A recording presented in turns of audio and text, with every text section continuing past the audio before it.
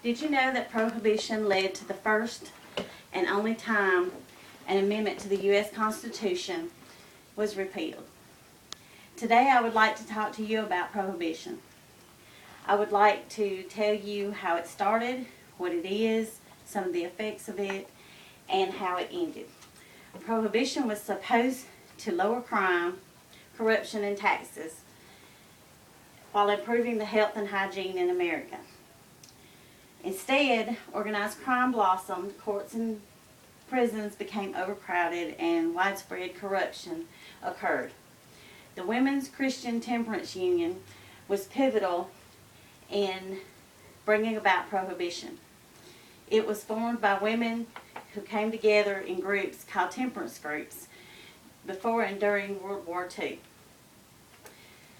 By the turn of the century, temperance societies were common in communities across the United States. Women in these groups believed that if alcohol was made illegal, then men would not get drunk and come home and beat their wives and children. In December 1917, Congress began the constitutional amendment process by passing a resolution that would make the country dry. On January 29, 1919, the 18th Amendment was passed.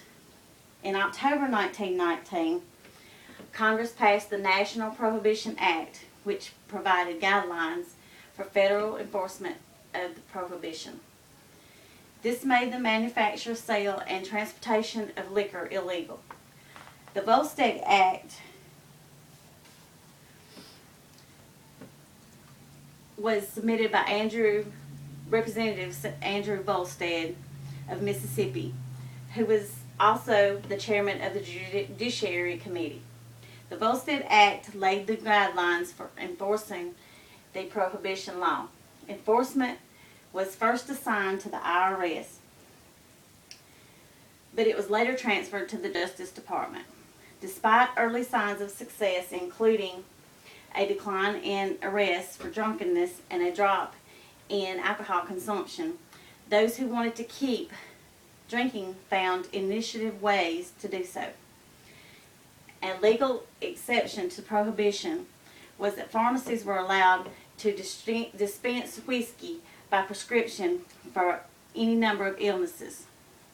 Doctors wrote prescriptions without question, so the number of patients increased dramatically.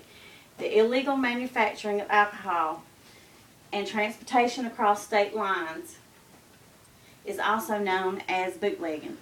This went on throughout Prohibition, as did the operation of speakeasies, which were secret establishments that were selling alcohol. The private manufacturing of alcohol called moonshine or bathroom gin caused thousands to die from alcohol poisoning every year during Prohibition. Prohibition encouraged criminal activities associated with bootlegging. The most notorious example was Al Capone, a Chicago gangster that earned $60 million annually from bootleg operations and speakeasies. The illegal liquor trade made criminals of millions of Americans. Even the average citizen broke the law. The law was supposed to improve neighborhoods and real estate. They expected alternative entertainment and all non-alcohol goods to see new market growth. All of this failed to come about. Instead, few economic benefits came to pass.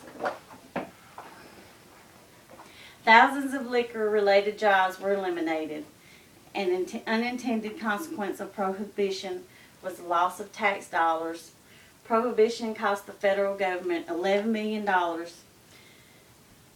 in lost tax revenue, while it cost the government $300 million to enforce.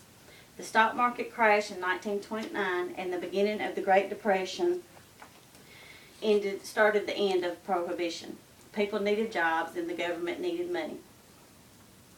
On December the 5th, 1933, the 21st Amendment repealed the 18th Amendment, making alcohol legal again. Prohibition was supposed to be a solution to the alcohol problem, but it caused more problems than it solved.